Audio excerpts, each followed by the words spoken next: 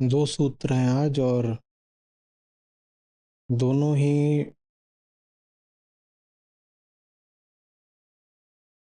हमारी धारणाओं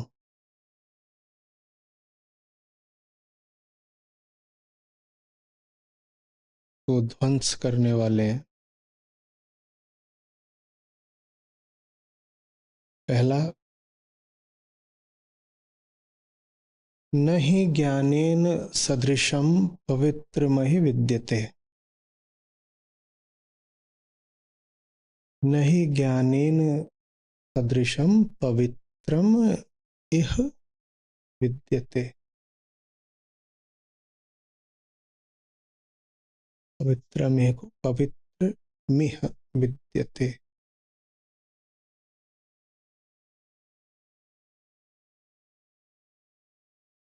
और दूसरा,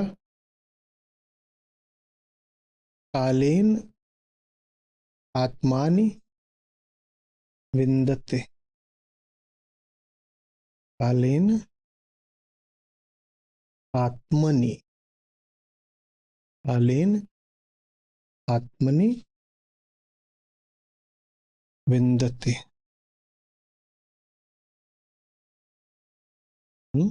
आत्मनि, कालेन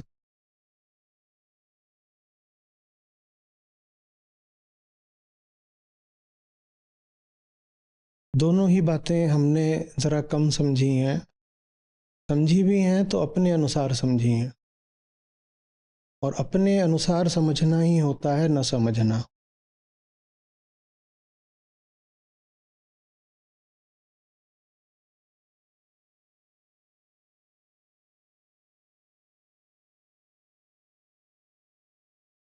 योगी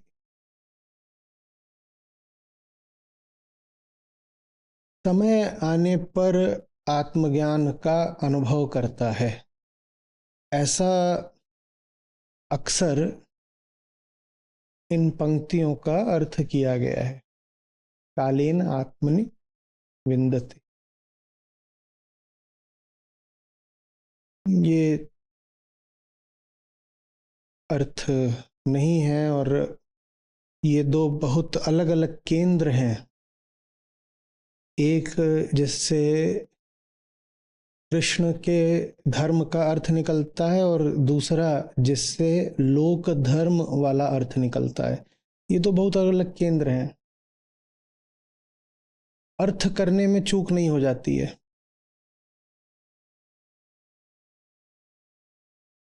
केंद्र में चूक हो रही है। हम जहां से कृष्ण को देख रहे हैं वो जगह ही कृष्णमय नहीं है।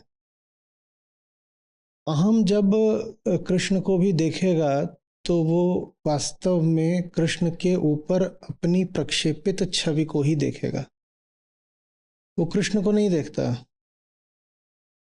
वो कृष्ण के ऊपर जो स्वयं की छाया पड़ रही है उसको देखता है और कहता है, अरे कृष्ण, अरे कृष्ण। तो हमने जब भी कृष्ण को देखा है वास्तव में बड़ी चालाकी से कृष्ण के नाम से बस अपनी ही छवि को देखा है, और अपनी ही उस छवि को फिर हम प्रेम देते हैं, आदर सम्मान देते हैं, कृष्ण का नाम देते हैं, पूज रहे होते हैं। नाम होता है कृष्ण का, पूजा हो रही होती है स्वयं की। सम्मान दे रहे होते हैं, नाम होता है कृष्ण का, आदर हो रहा होता है अपनी मान्यताओं का।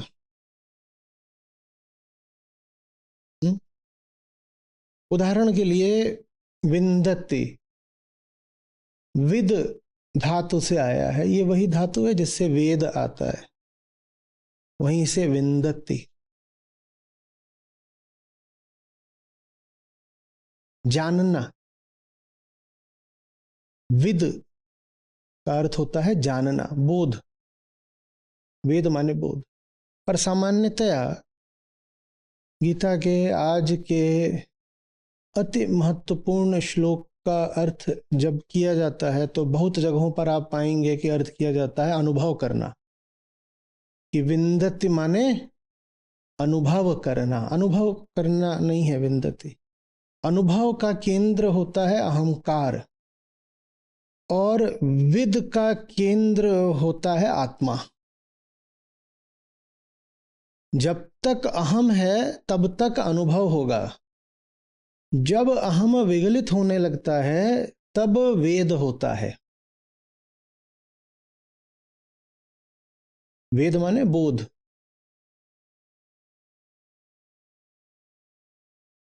लेकिन अहम का स्वार्थ किसमें? हम का स्वार्थ इसमें है कि वो कहे कि मैं केंद्र में रहता हूं तब भी बोध हो जाता है। अब अहम केंद्र में रहता है तो क्या होता है? अनुभव, बोध नहीं होता है। अहम केंद्र में होगा तो अनुभव होगा, बोध नहीं होगा। तो हम कहता है अनुभव ही तो बोध है। अहम केंद्र में होगा, लिखोगे तो नहीं तो समझोगे नहीं।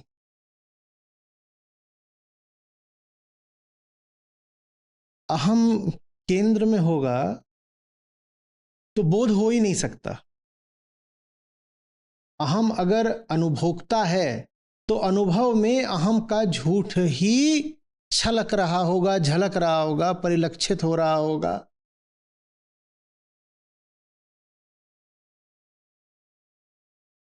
अहम केंद्र पर है तो क्या होगा? अनुभव। और आत्मा केंद्र पर है तब क्या होता है? बोध। और आत्मा से हमारा क्या आशय है? अहम की न्यूनता। आत्मा माने कोई वस्तु वगैरह नहीं, अहम का बहुत बहुत घट जाना ही आत्मा है।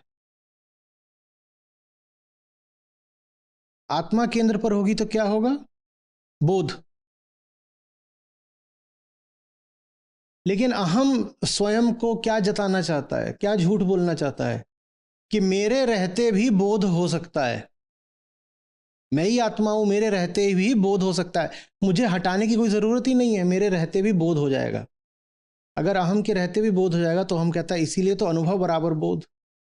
इसीलिए लोक धर्म में अनुभव को बड़ा सम्मान दिया जाता है। वो ईश्वर का भी अनुभव करना चाहते हैं। आप जो पारंपरिक किस्म के धार्मिक लोग हैं उनके पास जाइए, वो कहेंगे क्या तुमको ईश्वर का अनुभव हुआ है? इनको कौन समझाए कि या तो ईश्वर झूठ हो तो उसका अनुभव हो जाएगा, पर सत्य जो कुछ भी है उसका तो कोई अनुभव हो ही नहीं सकता। सत्य के सामने कौन बचा रहेगा अनुभव करने के लिए? अनुभव करने के लिए कोई होना चाहिए जो अनुभव करे। आपको जलेबी का अनुभव होता है क्योंकि जलेबी अलग है, आप अलग हो। जलेबी क्या स्वयं का अनुभव कर सकती है? अनुभव करने के लिए कोई होना चाहिए जो अनुभव के विषय से अलग हो, तभी तो जलेबी का अनुभव। खाली जलेबी को छोड़ दो, क्या जलेबी जानेगी क्यों मीठी है? जलेबी की मिठास को अनुभव करने के लिए कोई होना चाहिए जो जलेबी नहीं है। सत्य के सामने तो कोई और बचेगा नहीं, सत्य तो अद्वैत है। सत्य पांच सात तो होते नहीं कि सत्य रखा हुआ है और आप भी हो। यदि सत्य है और आप भी हो तो आप भी झूठ हो और आपका सत्य भी झूठ है। दो जहां आ गए वहीं झूठ है। तो लोग कहते हैं ईश्वर का अनुभव हुआ है तुम्हें? या बताएंगे बड़े कोई संत महात्मा थे उन्हें ईश्वर का अनुभव हुआ। जो भी कोई बात कर रहा है परम सत्ता के अनुभव की, अनाड़ी भी है और जहां तक है ढोंगी है, पाखंडी है।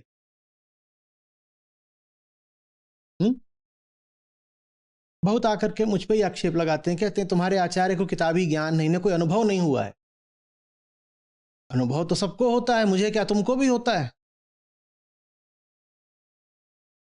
अनुभव तो चारपाई के खटमल से लेकर के सड़क के कुत्ते और बालों की जू को भी होता है। अनुभव कौन सी बड़ी बात है? किसको अनुभव नहीं हो रहा है? रसोई की बिल्ली को अनुभव नहीं हो रहा है क्या? जिसको देखो उसी को अनुभव हो रहा है। और सब अनुभव द्वैतात्मक होते हैं। सब अनुभवों के केंद्र में अहंकार बैठा होता है, वही अनुभोक्ता होता है, और कौन अनुभव करेगा? तो ये बात कहना कि क्या तुमको सत्य का अनुभव हुआ है, क्या तुमको ईश्वर के दर्शन हुए हैं, क्या तुम्हें भगवान की प्राप्ति हुई है, पागलपन के सवाल हैं। ये घोर अज्ञान को दर्शाते हैं। कोई बात करे कि मुझे भगवान की प्राप्ति हुई है या तुम्हें भगवान की प्राप्ति हो जाएगी या भगवत प्राप्ति ऐसी होती है, ये सब भारी अज्ञान सूचक शब्द हैं, जुमले हैं, मुहावरे हैं, घोर अज्ञान की बातें हैं। जो ऐसी बात कर रहा हो वो अपना ही अंधेरा नहीं मिटा पाया है, वो क्या किसी को प्रकाश दे? समझ में आ रही बात? लेकिन हम अपनी ही धारणाओं को सत्य के ऊपर भी आरोपित कर देते हैं, थोप देते हैं। गजब है माया, वो सत्य को कपड़े पहना देती है, वो सत्य को कंबल उड़ा देती है, सत्य दिखाई नहीं देता। और माया कौन है? वो हम ही है। माया हमसे बाहर नहीं कोई नाच रही, अहंकार ही माया है, मूल माया अहम वृत्ति है। तो हमसे बाहर नहीं कोई माया, हम सत्य को कपड़े पहना देते। समझ में आ रही? तो इतनी इतनी सुंदर बात है कि कालेन आत्मनि विंदते, लेकिन हमने इसका कुछ ऐसे अर्थ लगा लिया कि कालेन माने सही समय आने पर। अब सही समय आने पर में देखिए कौन सी मान्यता छुपी हुई है इसमें? मान्यता छुपी हुई है कि कोई रचयिता ईश्वर है जिसने हर चीज का कोई सही समय निर्धारित कर रखा है। तो सही समय आने पर तुम्हें आत्मा का अनुभव हो जाएगा। कालेन आत्मनि विंदति, इसमें ना हम काल का शब्द समझे हैं, का अर्थ समझे हैं, न आत्म का अर्थ समझे हैं, न विद का अर्थ समझे हैं।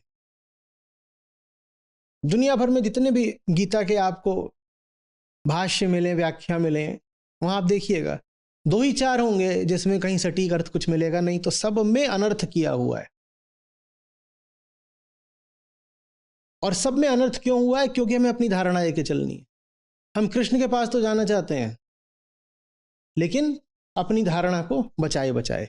तो हम कह देते हैं सही समय आने पर जो योग सिद्ध व्यक्ति होता है, जो योगी होता है, सिद्ध होता है, जैसे भी कहना चाहो, उसको आत्मा का अनुभव हो जाता है। आत्मा का कोई अनुभव नहीं होता। आत्म से आशय है यहां पर अहम। आत्म से क्या आशय है? अहम। विंदति से आशय है जानना, अनुभव करना नहीं।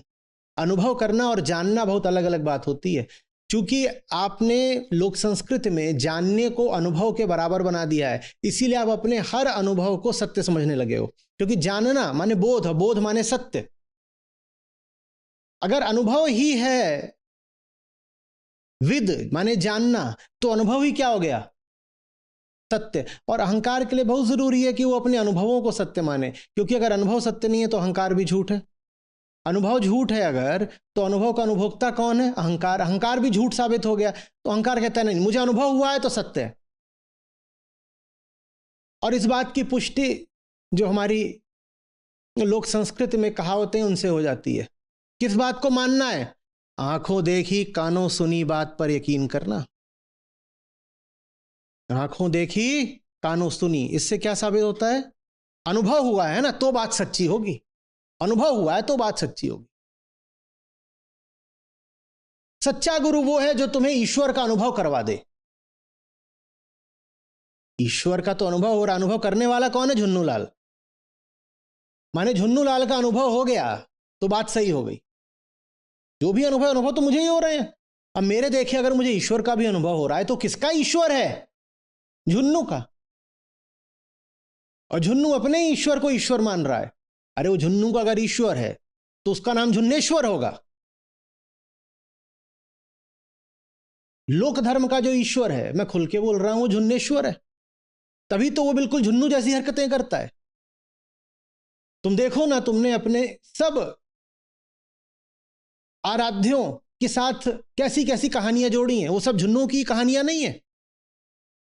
और वो कहानियां झुन्नू जैसी ही होंगी, क्योंकि वो ईश्वर झुन्नू का ईश्वर है, वो झुन्नेश्वर है। झुन्नू ये नहीं कहता कि मेरा अनुभव तो सच कैसे हो सकता है, वो और अनुभवों की तलाश में घूमता है। कहता है मुझे सत्य का अनुभव चाहिए, मुझे शांति का अनुभव चाहिए। ना सत्य का कोई अनुभव होता, ना शांति का कोई अनुभव होता। जब किन्हीं भी अनुभवों के मध्य आप पर अंतर न पड़ रहा हो, उसको शांति। शांति कोई विशेष अनुभव नहीं होती। दुनिया भर के हर तरह के अनुभव चल रहे हो, लेकिन आप अपनी जगह स्थिर हैं, इसको शांति कहते हैं। सब अनुभवों से निरपेक्ष हो जाने को शांति कहते हैं। शांति अपने आप में कोई विशेष अनुभव नहीं होती। पर लोग घूम रहे हैं, हम आपको शांति का अनुभव करा देंगे। अगर शांति का अनुभव हो रहा है तो वो अशांति है। अगर मौन का अनुभव हो रहा है तो वो शोर है। ये बात हमें समझ में नहीं आती। अगर प्रेम का अनुभव हो रहा है तो वो हिंसा है। ये बात हमें समझ में नहीं आती। हम घूम रहे हैं कि हमें ये सब चीजें चाहिए। अगर सत्य का अनुभव हो रहा है तो वो असत्य है। जिस भी चीज का आपको अनुभव हो गया वो ठीक इसीलिए झूठ हो गई क्योंकि उसका आपको अनुभव हो गया।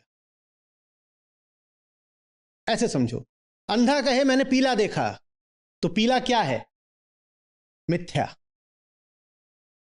अंधा कहे मैंने बैल देखा, तो बैल क्या है? मिथ्या। क्या बैल सचमुच झूठ है? पता नहीं, पर अंधे का बैल तो झूठ ही होगा। इसी तरह से मेरा प्रेम, मेरी शांति, मेरा मौन, मेरा ईश्वर, ये तो झूठ होगा क्योंकि वो मेरे हैं। जो कुछ मेरा है वो तो झूठ ही होगा क्योंकि मेरे लिए है। मैं क्या हूं? मैं झुन्नू हूं। मेरे लिए जो कुछ हो सब झूठ होगा। समझ में आ रही बात? इसी तरीके से अब है कि कालेन, साधारण सा शब्द है संस्कृत का, काल। तीसरी विभक्ति, तृतीया, एक वचन। हम बहुत अच्छे से जानते हैं कि कालीन माने क्या होता है। करण है, करण। जैसे आप साधारण सा कोई आप वाक्य ले लीजिए संस्कृत में कि राम, नहीं राम रहने दीजिए, पुत्र जनकेन सह तत्र गच्छति।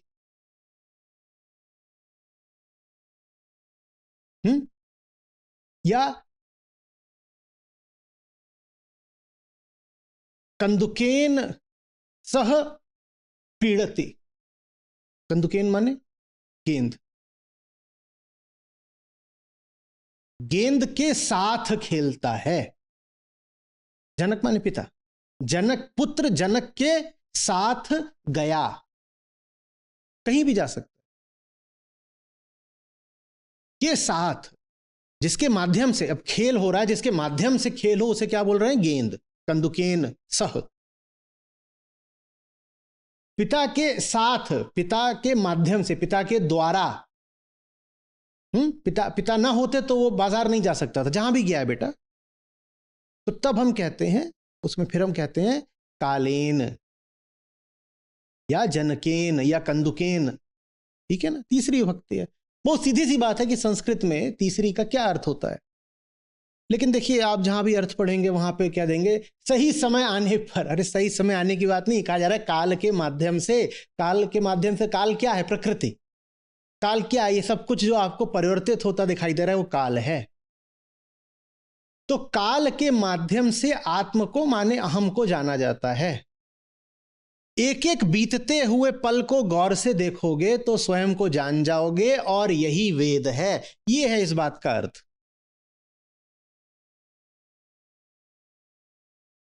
और यही बात आज के श्लोक के बिल्कुल केंद्र में है। इसीलिए आखिरी 3 शब्द हैं, पर मैंने इनको पहले लिया। जो काल को जानने लग गए, जो काल के माध्यम से स्वयं को जानने लग गया, उसे वेद हो गया। विंदति, हो गया माने काल कब है? कोई एक क्षण काल है, एक निरंतरता है काल का। तो इसी तरह से वेद भी फिर क्या है? निरंतरता, माने कॉन्टिन्यूअस नोइंग। निरंतर अवलोकन से निरंतर ज्ञान। ज्ञान क्या है? एक धारा है। ज्ञान कोई डिग्री नहीं है, कोई अंत नहीं है। कोई पूर्ण विराम नहीं है कि ज्ञान हो गया। ज्ञान क्या है? प्रवाह है, आपको लगातार जानना है। ठीक वैसे जैसे काल लगातार बह रहा है, वैसे ही काल के द्वारा जो आपको वेद होना है वो भी लगातार ही होगा। काल को देखो, और काल कहां है? काल बाहर भी है, काल भीतर भी है। वो सब कुछ जो बदल रहा है, क्या बदल रहा है? हेराक्लिटस बोले, no man ever steps into the same river twice, for it is not the same river and it is not the same man. तो कौन है जो बदल रहे हैं? वो जो बाहर है वो भी बदल रहा है, जो भीतर है वो भी बदल रहा है। क्या बोले थे हेराक्लिटस? न तो नदी वही रह गई, न तुम वही रह गए, तो कौन बदल रहा है? दृश्य भी दृष्टा भी। काल दोनों को बदल रहा है, दृश्य को भी दृष्टा को भी, नदी को भी और नदी में पैर रखने वाले को भी। इन्हीं दोनों को लगातार जानना है। कालेन, काल को जानना माने उसको जानना जो लगातार बदल रहा है, और दोनों तरफ है, देखने वाले की ओर से भी, दिखाई देने वाले की ओर से भी, वो दोनों तरफ है। इन दोनों को जिसने जान लिया उसने आत्म को जान लिया। और क्या नदी में आत्मा बैठी है? क्या नदी में उतरने वाले में आत्मा बैठी है? अहम। ये दोनों छोर अहम के हैं। दृश्य को जानो, दृष्टा को जानो, इन दोनों को जो जान रहा है वो अहम को जान गया, अहम का पूरा खेल जान गया। जिसने ये जान लिया वो वेदज्ञ हो गया, उसे बोध हो गया। फिर भाषा की बात है, और क्या करूं, कैसे बोलूं। उसे बोध हो रहा है। नदी हो गई नहीं, नदी बह रही होती। नदी बह गई ऐसे बोलते हो क्या? अजीब लगेगा। नदी बह गई, नदी बह रही है। तो वैसे ही बोध हो रहा है। हमने क्या कहा था? बोध की सतधार अनंत। बोध की धार होती है, बोध की सतधार अनंत। तो बोध कोई बिंदु नहीं है, नदी बह नहीं जाती, सागर लहरा नहीं देता, सागर निरंतर लहरा रहा है, लहर लगातार है। कभी हुआ कि सागर है पर लहर नहीं है? हुआ ऐसा? कभी हुआ कि घड़ी है पर टिक टिक नहीं है? कुतर्क मत करना कि बैटरी निकाल ली हमने। जैसे जब तक घड़ी है तब तक टिक टिक है, वैसे जब तक घड़ी है तब तक टिक टिक है। वैसे ही जब तक जीवन है तब तक बोध की यात्रा। आज राखी है, एक बहुत गंदा पीजे सुनोगे? टिक टिक से याद आया। कुछ देवियों ने बोला है कि आचार्य जी हमारे लिए सबसे बड़े भाई तो आप हो, हमें कोई तोहफा दो। तो अब भैया की ओर से बहनों को तोहफा, एक बहुत ही सड़ा हुआ पीजे। देखो इसके अलावा मेरे पास कुछ होता नहीं है। तो टिक टिक से याद आया। बताओ, सिद्ध करो कि एक क्रिटिक अपनी आधी जिंदगी रोता रहता है।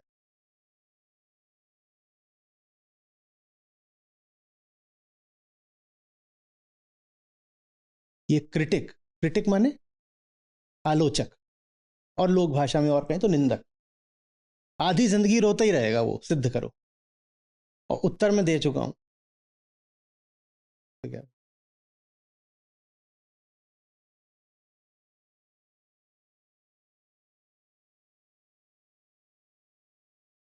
देखो घड़ी कैसे चलती है?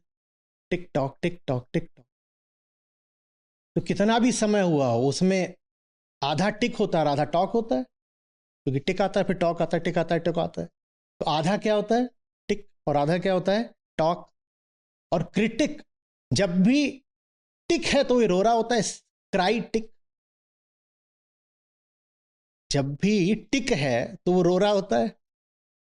और टिक कितना? Exactly 50%। Tick tock tick tock tick tock. तो टिक ठीक आधा है, तो मैंने क्रिटिक ठीक आधे समय रो रहा होता है।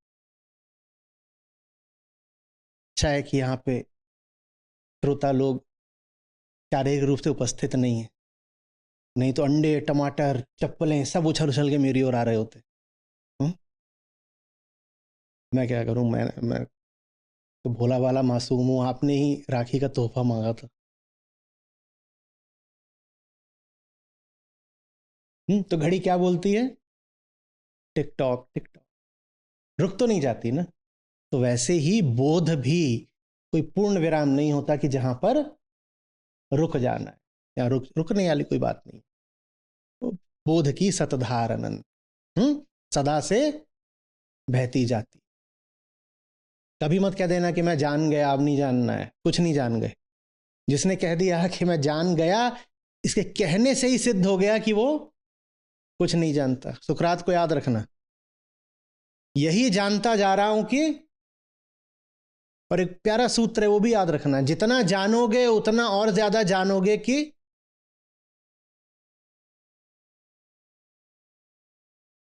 तो इसमें जो सूत्र निकलता है वो ये है कि जाने हुए का और न जाने का अनुपात हमेशा कांस्टेंट होता है, स्थायी। माने जो कम जानता है उसको यह भी कम पता होगा कि वो कुछ नहीं जानता है। तो किसी को 1 यूनिट पता है तो उसको ये लगेगा कि 2 यूनिट और हैं जो मुझे नहीं पता।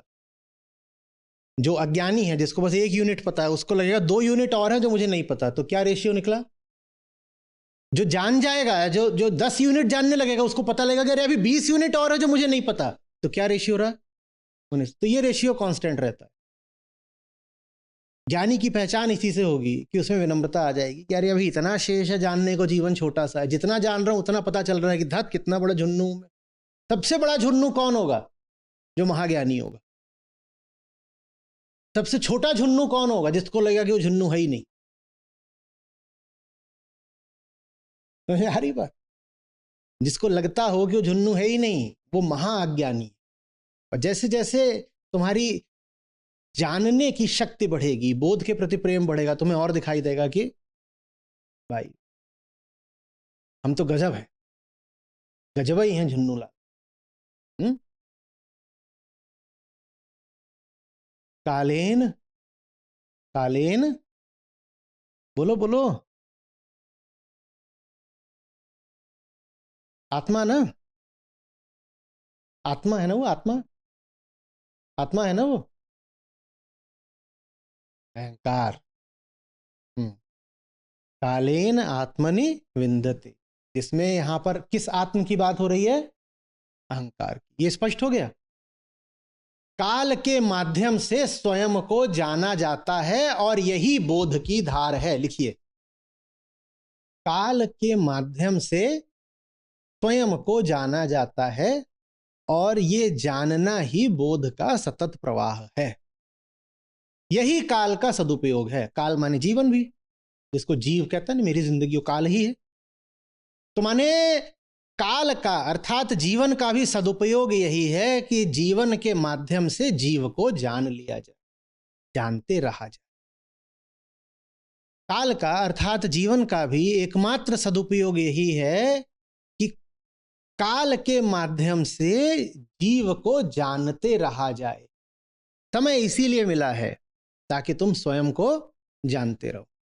स्वयं माने जीवन काल। जीवन काल इसीलिए मिला है ताकि तुम स्वयं को जानते। और जो जीवन को जानते हुए जीता है उसको ही जीवन मुक्त कहते हैं। जो सोचता है कि जीवन भोगने के लिए है, वो जीवन भुक्त है।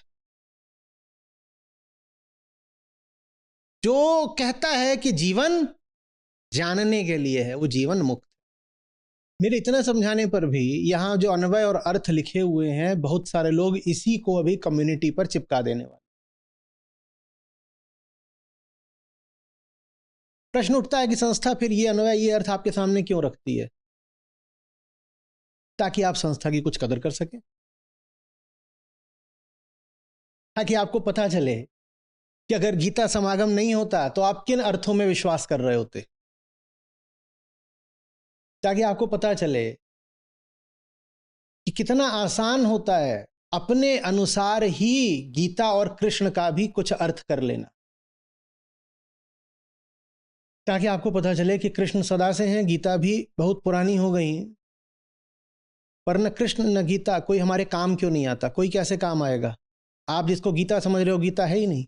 आप जिनको कृष्ण समझ रहे हो कृष्ण है ही नहीं। आप अपनी कल्पनाओं को, छवियों को, अपनी कठपुतलियों को कृष्ण का नाम दे रहे हो। वो आपके काम कैसे आएंगे? वो तो आपकी कठपुतली हैं। नहीं तो ऐसा तो हो ही नहीं सकता कि कृष्ण हो और आपका जीवन फिर भी बेबसी में बीत रहा हो। आप कहते हो आप कृष्ण भक्त हो, पर जीवन को देखो तो उसमें जंजीरें और गुलामी है चारों तरफ। ऐसा कैसे हो जाता कि कोई कृष्ण का भक्त है और फिर भी उसके जीवन में इतनी बेबसी? मतलब साफ है, आप जिन कृष्ण की भक्ति कर रहे हो कृष्ण है ही नहीं। आपको कृष्ण के नाम पे न जाने क्या दे दिया गया है। वास्तविक कृष्ण को जाना होता, उनसे प्रेम किया होता, तो आप कब के मुक्त हो गए होते। मुक्ति आपको मिल नहीं रही है, इसी से साबित होता है कि आप न जाने किसको कृष्ण समझ रहे हो। वास्तविक कृष्ण के पास आइए।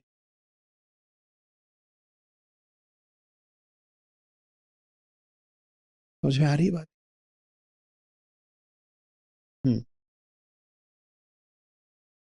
नहीं ज्ञानेन सदृशम पवित्रमिह विद्यते। ज्ञान के समान, ज्ञान के सदृश पवित्र करने वाला कोई नहीं, कुछ नहीं, कुछ नहीं है जो आपको। किस ज्ञान की बात हो रही है? आत्मज्ञान।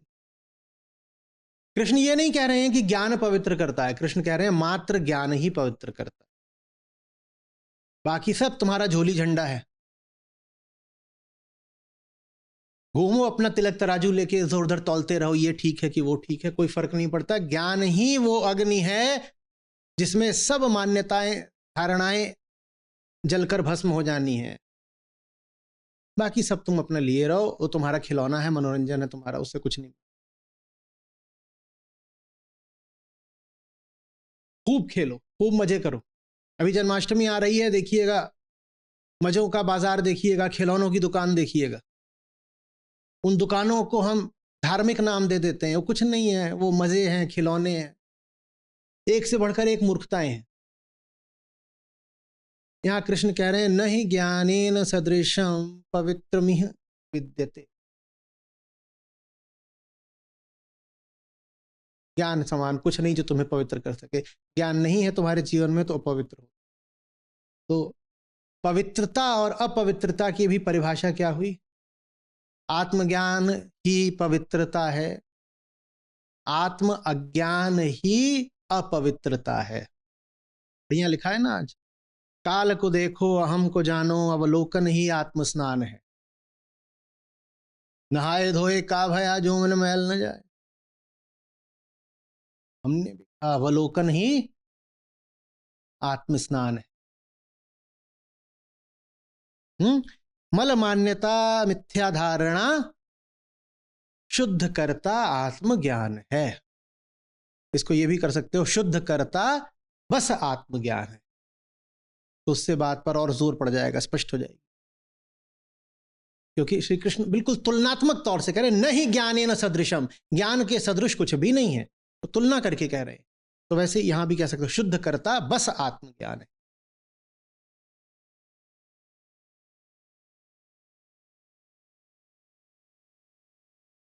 अरे तुम कुछ भी कर रहे होगे, जब तुम्हें यही नहीं पता कि तुम किस केंद्र से कर रहे हो, तो तुम जो भी कर रहे हो कैसे काम आएगा? भक्ति कैसे काम आएगी? तुम्हें पता ही नहीं, जबकि भीतर कौन है जो तुमसे भक्ति करवा रहा है। तुम्हें अपने केंद्र का ही नहीं पता, तुम न जाने भक्ति के नाम पर क्या करोगे, न जाने कौन होगा तुम्हारे भीतर जो किस कामना से भक्ति कर रहा होगा, तुम्हें पता ही नहीं चलेगा। आत्मज्ञान के बिना भक्ति काम नहीं आती। बार बार कहता हूं कि ज्ञान के बिना जो तुम भक्ति के नाम पे करते हो वो अंधभक्ति है, मजाक है। बहुत ऊंची चीज है भक्ति, प्रेम का दूसरा नाम है भक्ति, पर मात्र तब जब तुम्हें पता हो कि कहां से आ रही है भक्ति। ज्यादातर भक्त कुछ नहीं जानते अपने भीतर के बारे में, उनके लिए बस भगवान बाहर कहीं स्थित हैं, वो बाहर अपना ढोल मंजिला लेके कुछ करते रहते हैं। अपने भीतर देखने की तो जैसे भक्ति में बात ही खत्म हो गई है, होनी नहीं चाहिए थी, हो गई है। जो उच्चतम कोटि के भक्त रहे हैं वो महाज्ञानी भी थे। बहुत मुश्किल हो जाएगा आपके लिए बता पाना कि संत कबीर हो गए, नानक साहब हो गए, ये भक्त हैं कि ज्ञानी हैं, बहुत मुश्किल हो जाएगा।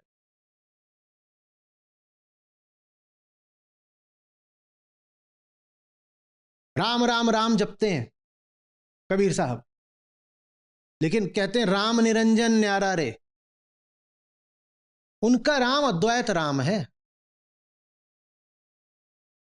समझ में आ रही बात? अमरपुर ले चलो सजना कहते हैं, ये नहीं कहते कि फलाने लोक ले चलो जहां पर अप्सराएं घूम रही हैं। वो भी कहते हैं कि कोई और लोक है, अमरपुर की बात करते हैं, पर वो कौन सा अमरपुर है? वो आत्मापुर है। वो ये नहीं कहते कि हाँ फलाना लोक होगा जहां मृत्यु के बाद जाओगे और वहां पर ऐसा ऐसा होगा, दूध बह रहा होगा। परम भक्त हैं वो महाज्ञानी भी हुए। आज की भक्ति एकदम अंधी हो गई। भक्त को कोई आत्मज्ञान नहीं, वो देख ही नहीं रहा कि मैं हूं कौन, क्या है मेरे भीतर जो भक्ति के नाम पर ये क्या रच रहा है। समझ में आ रही बात? ये तब भी होता रहा होगा, तभी श्री कृष्ण को कहना पड़ा कि ज्ञान की आग के बिना कौन भक्ति को निर्मल करेगा। भक्ति को भी ज्ञान की आग से गुजरना पड़ता है ताकि उसका सब कूड़ा कचरा जल जाए।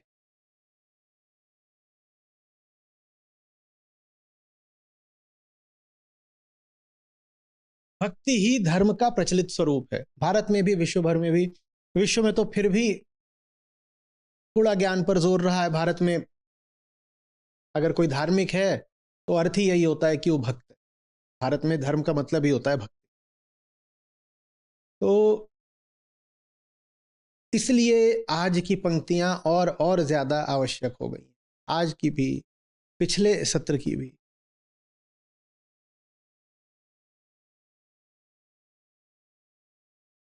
मैं शब्द जिस भी मार्ग से अनुपस्थित है वो अंधा मार्ग है। जहां चलने वाले का ही कुछ पता नहीं, वो रास्ता कहां को जाएगा। जो रास्ते पर चल रहा है उसे अगर अपना ही होश नहीं तो क्या कर लेगा उस रास्ते पर? कौन सा रास्ता वो चुन लेगा? चुन भी लिया रास्ता तो रास्ते पे क्या करेगा? ठोकरे खाएगा, उल्टेगा, पलटेगा, गिरेगा, लोट लगाएगा, और क्या करेगा?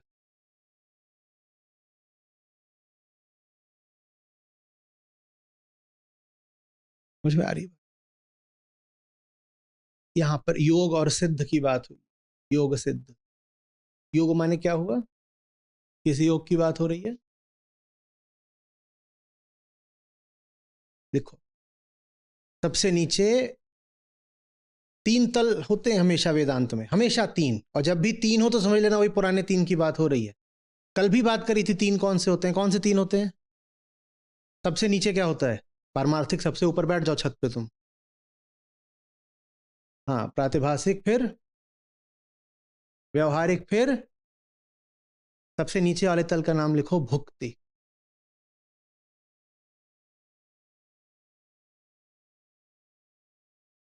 उसके ऊपर लिखो युक्ति। उसके ऊपर लिखो मुक्ति। सबसे निचला तल ये होता है जहां लगता है यही तो है, यही मांगता था अपन को, मिल गया, इसी को भोगो।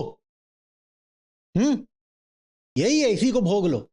वहां आदमी इतना पागल है, इतना बेहोश है कि वो अपनी कल्पना को ही सत्य मान रहा हो। कह रहा है कि यही मुझे जो मिल गया, मेरी धारणा ही सत्य है, तो इसी को भोगो। ये भुक्ति का तल है, कल्पना का तल है। उसके ऊपर वो तल है जहां दिखाई देने पड़ता है कि नहीं ये तो फंसे हुए हैं, ये तो फंसे हुए हैं, यहां से तो भागने की युक्ति निकालनी पड़ेगी। युक्ति का तल है, ये तथ्यों का तल है, ये व्यवहारिक तल है।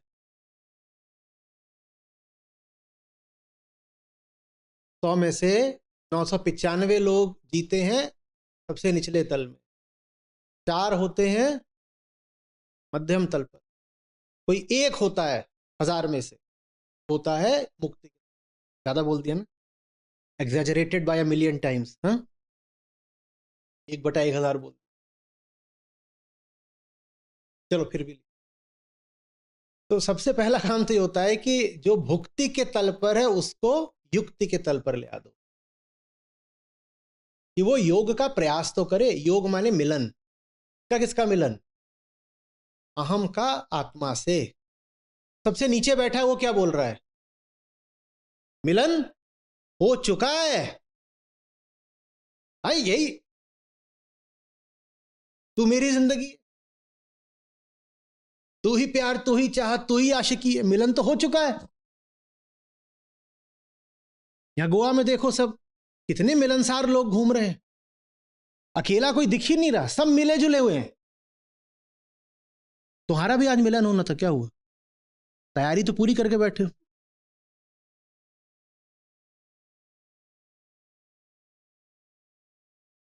उनके लिए वही मिलन है, मिल गया, मिल गया, यही है मिलन, हो गया। अब मिलन जब हो ही गया है तो अब क्या करना है? भोग। जो चीज चाहिए थी, जलेबी चाहिए थी, जलेबी से मिलन हो गया, तो अब क्या करोगे? भोगोगे। तो जो सबसे निचला तल है वो भुक्ति का है। उनको लगता है कि मुक्ति तो हो ही गई है, मिलन तो हो ही गया है। योगी वो है जो जान गया है कि मिलन मिलन कुछ नहीं हुआ है, माया थी, झूठ लग रहा था कि कुछ मिला है, कुछ नहीं मिला है, ये सब एकदम गलत चीज है, बेकार की बात। तो वो मिलन का प्रयास करता है। जो मिलन का प्रयास करे सो योगी।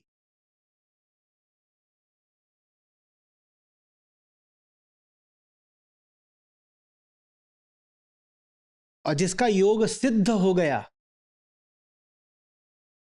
उसको हम क्या बोलेंगे? जो युक्त ही हो गया उसको हम बोलेंगे मुक्त। तो योग सिद्ध माने मुक्त। योगी माने जो युक्त होने का भी प्रयत्न कर रहा है, और जो योग सिद्ध हो गया वही योग सिद्ध हो गया। ये फिर वही वाली बात आ गई कि जैसे कोई पूर्ण विराम हो, तो उसमें बहुत ध्यान मत देना, मैं कभी बोल भी दिया करूं तो उसको ऐसे ही सुना करो कि योग सिद्ध होना भी एक निरंतर प्रक्रिया है। झुन्नूलाल को बहुत जल्दी यकीन आ जाता है कि मेरा तो हो गया, और कुछ नहीं करेगा, मेरे ही शब्दों को पकड़ करके कह देगा देखा कुछ तो होता है ना, आखिरी बात। वो आखिरी बात मेरे साथ हो गई, वो परम घटना मेरे लिए घट गई। कोई परम घटना नहीं होती, कोई आखिरी बात नहीं होती। जिस दिन तक सांस चलेगी तुम्हें भी चलना पड़ेगा। माया इतनी हल्की चीज नहीं है कि तुम उसको सदा के लिए समाप्त कर दोगे। जब तुम्हें लगेगा समाप्त कर दिया, उसकी लाश वहां कोने में ऐसे करके हंसती है। तुम्हें लगा मैंने इसको पूरा मार दिया, कि लाश हंसती है जोर से कि हाँ बेटा तूने मार दिया मुझे पूरा, भी बताती। तो ये सब कुछ नहीं। योग सिद्ध कौन? जो निरंतर योग की दिशा में बढ़ रहा है। अंतिम बिंदु नहीं है सिद्धि, सतत प्रेम है सिद्धि।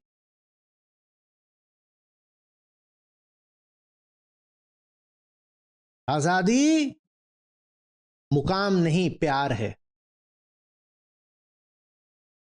मिल नहीं जाती, लगातार चाही जाती है।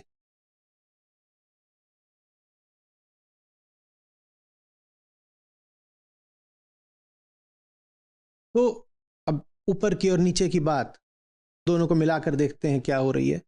पहले में कह रहे हैं ज्ञान आत्मज्ञान के समान पवित्र करने वाला कुछ नहीं है। और फिर नीचे विधि बताई है आत्मज्ञान की। पहले स्थान, उपयोगिता, सम्मान बताया है आत्मज्ञान का कि उससे ऊंचा कुछ नहीं है, वही है जो पवित्र करेगा तुमको, वही पवित्र करेगा। और फिर आत्मज्ञान की विधि बताइए। विधि क्या बताइए? कालेन, काल के द्वारा, काल के माध्यम से, काल के उपयोग से। काल माने क्या? लिखो, काल माने काम। काल बराबर काम। कामना क्या कहती है? कुछ बदलो। काल क्या करता है? कुछ बदल देता है। काल और काम एक ही बात है। जहां लिखा है ना कालेन आत्मनि, उसको ऐसे भी कर सकते थे कामेन, बिल्कुल गलत नहीं होता। कृष्ण मेरी बात का अनुमोदन करते, बोले बिल्कुल ठीक है, एकदम कुछ नहीं कर दिया। कालेन बोलो कामेन बोलो एक ही बात है।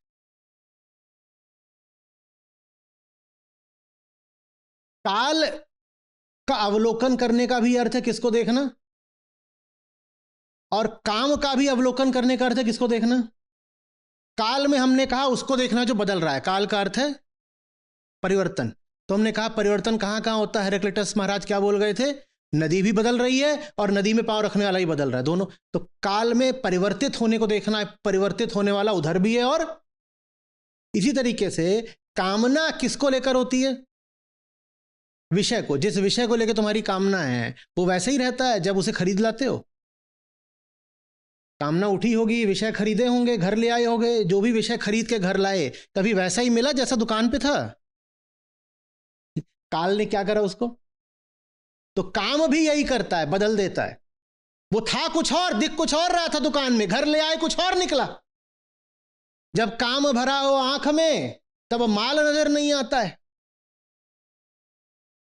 सब दुकानदारों को पता है माल बेचना है तो ग्राहक में कामना उकसा दो, उसको माल की सच्चाई नजर नहीं आएगी, फिर खरीद ले जाएगा, फिर पता चलेगा ये क्या है।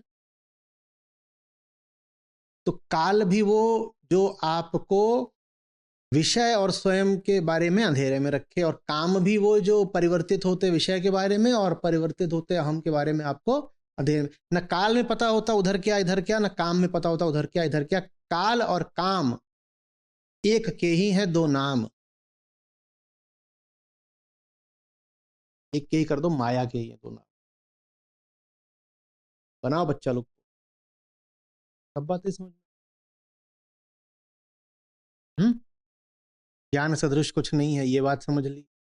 योग सिद्ध का अर्थ समझ लिया, और ज्ञान की विधि भी समझ ली। ज्ञान की क्या विधि है?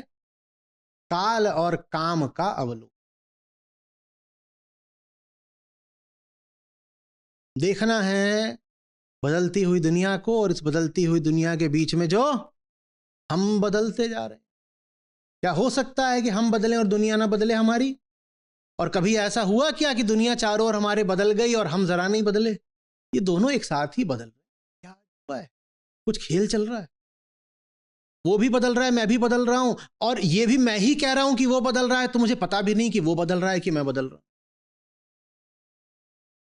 कोई है ही नहीं तीसरा, कोई निष्पक्ष निरपेक्ष है ही नहीं जो बता पाए कि वो बदला पहले कि ये बदला पहले, या दोनों बदले साथ में।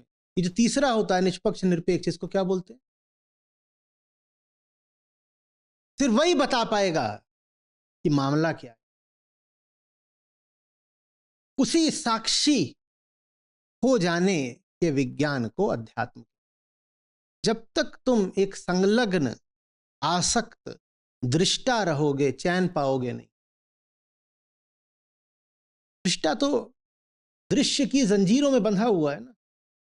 माहौल बदला नहीं कि तुम्हारी सारी शांति उड़न छू हो जानी है। बहुत शांत बैठे थे, एक फोन आ गया, क्या हुआ तुम्हारी शांति को? ये कौन सी शांति थी फिर? एक फोन की घंटी नहीं बर्दाश्त कर पाई। मैं नहीं कह रहा घंटी से बेचैन हो गए, फोन उठाया, वहां बता दिया ऐसा हुआ, गाड़ी डूब गई तुम्हारी, व्यापार में घाटा हो गया, और कुछ हो, नेताजी नाराज हो गए, क्या हुआ सारे चैन को? ये कोई चैन था? तो जो दृष्टा होता है उसका चैन किससे बंधा होता है? गुलाम है, गुलाम, बहुत गुलाम। आप सब लोग अभी शांति से सुन रहे हो, आपको क्या लगता है आप शांत हो? आप शांत नहीं हो। सत्र ने एक माहौल निर्मित कर दिया है, आप शांत हो। एक फोन कॉल चाहिए और आपकी सारी शांति गायब हो जाएगी। ये कोई शांति? साक्षी तो में सब बदलता रहे, हम देख रहे होंगे, पता है ऐसा ही होता। ज्ञान का मस्त सूत्र किसको याद है? कौन लिखवाया भी था? जो पहला सूत्र कहा था, आगे ही बताऊंगा, मस्तानी सूत्राणी। सब सब भूल गए? कई सूत्र बताऊं। बाजीराव मस्तानी की नहीं बात कर रहा हूं, क्यों खुश हो रहे हो? मस्तानी सूत्राणी बोला है। ज्ञान का मस्त सूत्र था।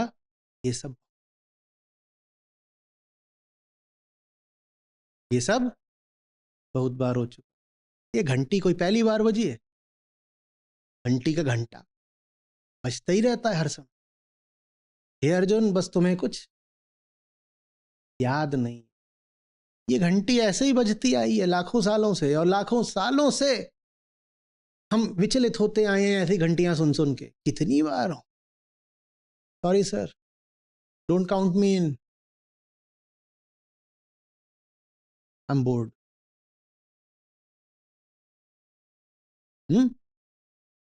Bore yourself to freedom. Bore your way to liberation. Let boredom be thy method. No more. हो गया है। तुमको लग रहा होगा पहली बार है। तुम जिन मंजिलों की तलाश पे हो, हम उनसे कब के गुजर चुके। हमें नहीं उत्तेजना होती। गुजर तो तुम भी चुके हो, बस तुम्हें याद क्यों नहीं? क्योंकि याद बाहर देख के नहीं आता, भीतर देख के। जो खुद को देखेगा उसे सब याद आ जाएगा। बुद्ध की जातक कथाएं हैं, वो पूरी कथाएं ही यही है। बुद्ध कह रहे मैं तुम्हें बताता हूं मैं पिछले जन्म में क्या था, मैं तुम्हें बताता हूं ऐसा हुआ, फिर मैंने ऐसा। अब ये मजेदार बात है, क्योंकि बौद्ध दर्शन किसी व्यक्तिगत पुनर्जन्म में तो विश्वास ही नहीं रखता। हाँ, तो बात ही यही है कि है ही नहीं कोई भीतर जो पुनर्जन्म ले। लेकिन बुद्ध धड़ल्ले से बताए जा रहे हैं। तुम्हें पता है, मैं एक बार एक सेठ था, तुम्हें पता है, एक बार जंगल था, जंगल में बहुत तरह के, तो उस जंगल में शेर कौन था? वो मैं था। जो भी कहानी का हीरो होता है वो बुद्ध उसको बताते हैं। जातक कथाएं आप पढ़िएगा, पूरा स्वैग है उसमें, ऐसा हो रहा था वैसा हो रहा था, एक राज्य था उसमें ऐसा था वैसा था, ये था वो था, कहीं पूरे राज्य का विवरण दे देंगे, बताएंगे तो पता उस राज्य का राजा कौन था? वो मैं था। फिर ऐसा ऐसा हुआ और फिर कहानी में कोई सीख दे देंगे। क्या मतलब है इस बात? मतलब है ये सब कुछ जो तुम अपने चारों ओर होता देख रहे हो, कहीं शेर है, कहीं हिरण है, कहीं राजा है, कहीं सैनिक है, ये सब कुछ बहुत बार हो चुका है। बस तुम देख नहीं पा रहे कि वो जैसे बाहर हो रहा है वैसे तुम्हारे भीतर हो रहा है। मैं देख पा रहा हूं इसलिए तुम्हें बुद्ध हूं। ये नहीं कि मैं 5,000 साल पहले की कोई बात स्मरण कर पा रहा हूं। याद से अर्थ ये नहीं है कि अतीत की पुरानी कोई बात स्मरण की जा रही है। याद से अर्थ है कि वो ठीक अभी चल रहा है मेरे भीतर और मैं देख पा रहा हूं। जब अर्जुन को कहते हैं कृष्ण कि तुम्हें याद नहीं है मुझे याद है, उससे अर्थ यह है कि तुम देख नहीं पा रहे हो ठीक अभी और मैं देख पा रहा हूं। यह नहीं अर्थ है कि कृष्ण की स्मृति बड़ी जबरदस्त है, 500 टीबी की लेकर के उनके यहां डिस्क लगी हुई है और अर्जुन की फ्लॉपी है केबी वाली, तो अर्जुन को कुछ याद ही नहीं आ रहा, उसकी मेमोरी ओवरलोड हो गई। वो नहीं बात है। यहां पर मेमोरी से आशय अतीत नहीं है, यहां पर मेमोरी से आशय है ठीक अभी वर्तमान। तुम अभी नहीं देख पा रहे हो जो यहां पर हो रहा है ना अर्जुन, वही चारों ओर हो रहा है। यहां कुरुक्षेत्र में जो लड़ाई चल रही है वही किसी की रसोई में भी चल रही है, तिलचट्टों में भी आपस में वही चल रही है लड़ाई, बस तुम देख नहीं पा रहे हो, मैं देख पा रहा हूं। अतीत से ये अर्थ, ये सदा की बात समझ आ रहा है? सारा अतीत ठीक इसी क्षण में तुम्हारे सामने है, क्योंकि प्रकृति में तो कुछ बदलता ही नहीं। जो तब हुआ वही अतीत माने स्मृति नहीं, अतीत माने अवलोकन। अभी देख लो क्या हो रहा है, वही अतीत है। और बहुत सतर्क रहिएगा।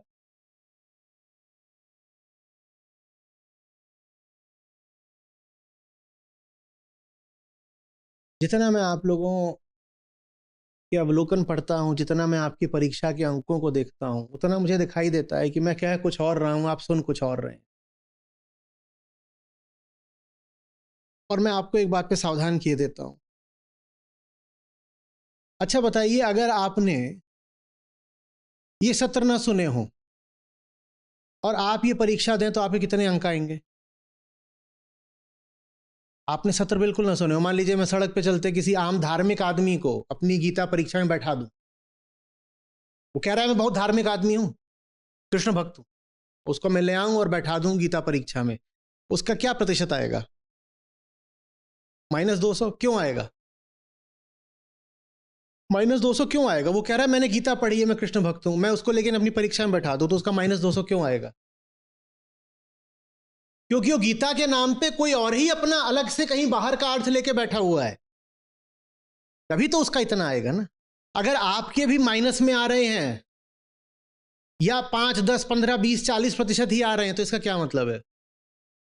कि आप भी कोई बाहर का अर्थ पकड़ के बैठे।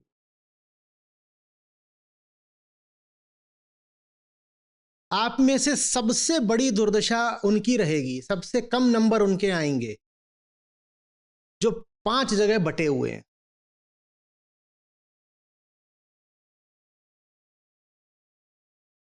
आपने पूछा है इसलिए बोल रहा हूं।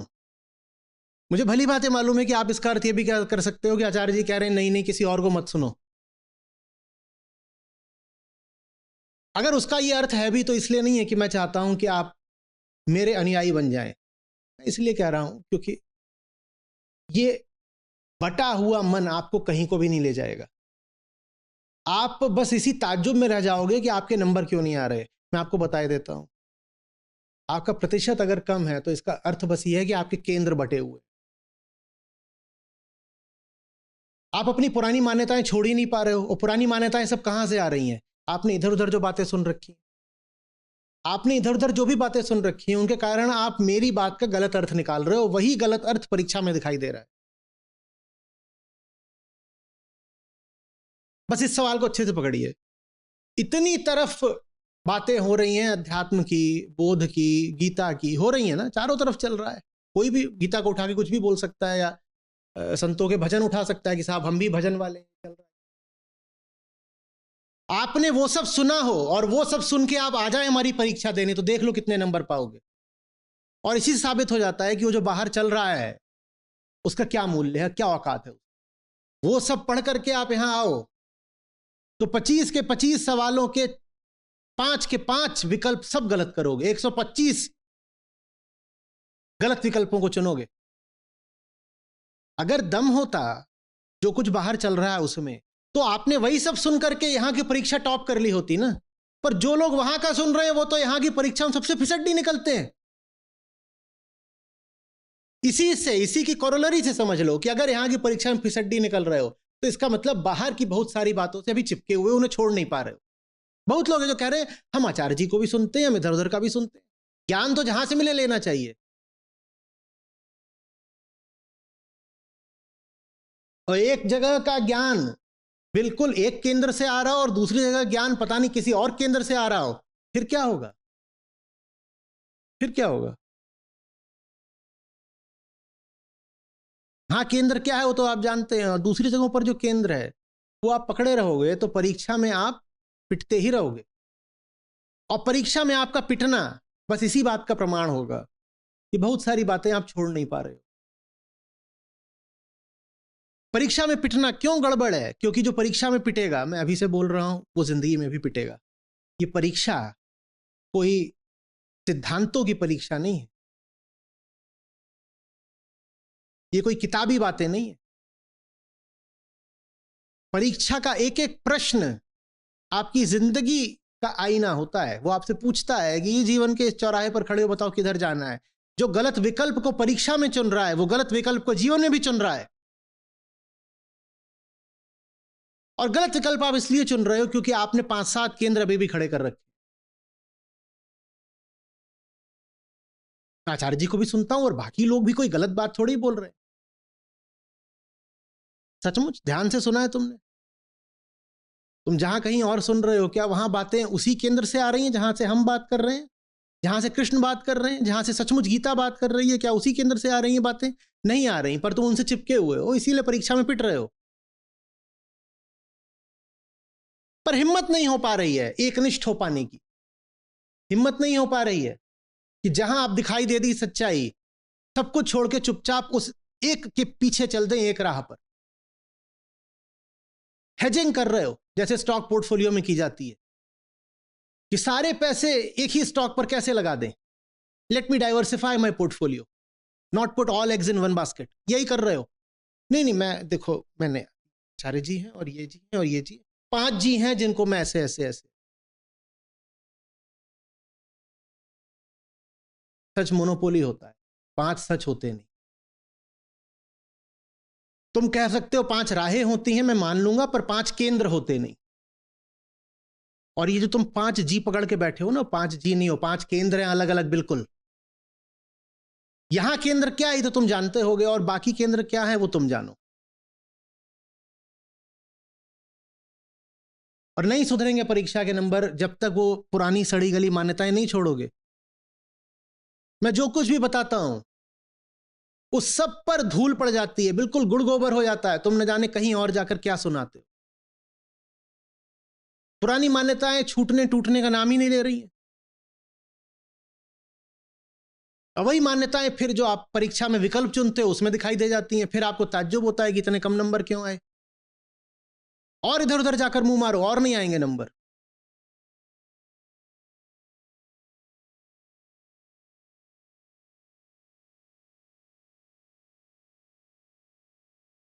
आज इसने कहा कि आचार्य जी एक ना आप बात करिए इस मुद्दे पर, एक्सेसिव ह्यूमिलिटी इज स्टुपिडिटी। तो आचार्य जी आप ना ज्यादा हम्बल हो, आप खुल के बोल नहीं रहे हो कि अगर सुन रहे हो मुझे तो मुझे ही सुनो, बाकी सब बातें पीछे की हैं। तो लोगों को लग रहा है कि नहीं आचार्य छोटे मोटे और इधर उधर 5 जगह से।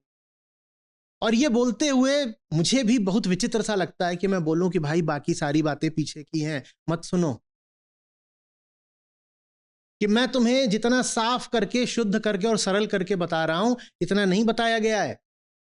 तुम अभी भी लगे हुए हो उधर उधर जाकर के जैसे मक्खी, कि उसको लग रहा है हर तरफ मिठाई मिठाई है, 50 जगह जाके बैठ रही। आदत है उसकी गंदगी पे जाकर बैठने। हर बार मैं आपके परीक्षा परिणाम देखता हूं, मुझे बताया जाता है 4,500 लोगों के तो नेगेटिव आए हैं, मेरा दिल टूट जाता है। इसलिए मजबूर होकर आपसे थोड़ी कड़वी बात कर रहा हूं। 4,500 लोगों के नेगेटिव मार्क्स, और सैकड़ों में ऐसे लोग हैं जिनके आज तक पॉजिटिव नहीं आए। हजारों में ऐसे लोग हैं जिनके कभी पॉजिटिव आए भी, तो उन्होंने 30% से ज्यादा पॉजिटिव अंक कभी नहीं पाए।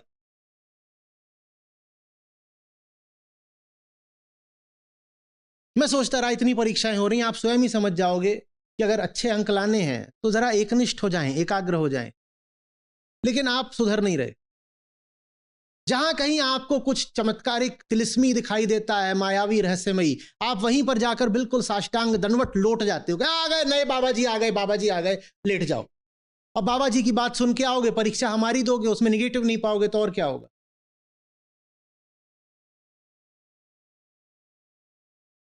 भीतर से वो बात निकल ही नहीं रही है कि कपड़े देख लिए, या बड़ी भारी भीड़ देख ली, या भारी घंटे घड़ियाल देख लिए, या भारी राजनीतिक उपस्थिति देख ली, या सेलिब्रिटी देख लिए, तो वहीं सर झुक गया।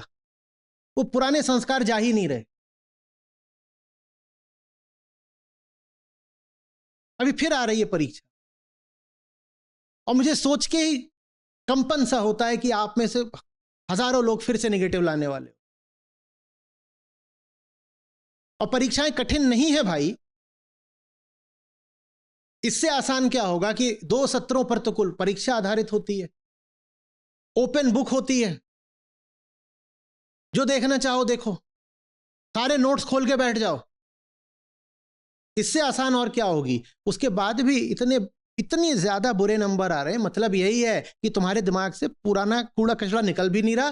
पुराना भी छोड़ दो, तुम अभी भी बहुत सारे नए कूड़े कचड़े को रोज सुन रहे हो कहीं से, धर्म के नाम पर, समाज संस्कार, लोक धर्म, लोक संस्कृति, इनके नाम पर न जाने कहां कहां से अभी भी तुम कचड़ा इकट्ठा कर रहे हो। कई तो ऐसे भी हमारे यहां महापुरुष हैं जो ऐसे कचड़े को लाके कम्युनिटी पे भी पोस्ट करते हैं, कहते हैं हमने तो ये कचड़ा पाया ही, कम्युनिटी पर भी फैलाएंगे, तुम लोग भी सुनो। ये अभी नए नए महापुरुष हैं, इन्होंने कितनी गजब की बात बोली है, ये कचड़ा पूरी कम्युनिटी में फैलना चाहिए। हम तो डूबेंगे ही सनम, तुझे भी ले डूबेंगे।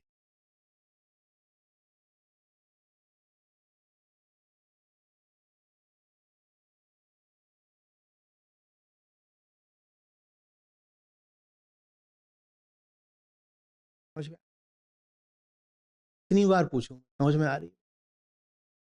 यही रिकॉर्ड कर लो, बाकी सारी मेरी रिकॉर्डिंग छोड़ दो। समझ में आ रही है बात।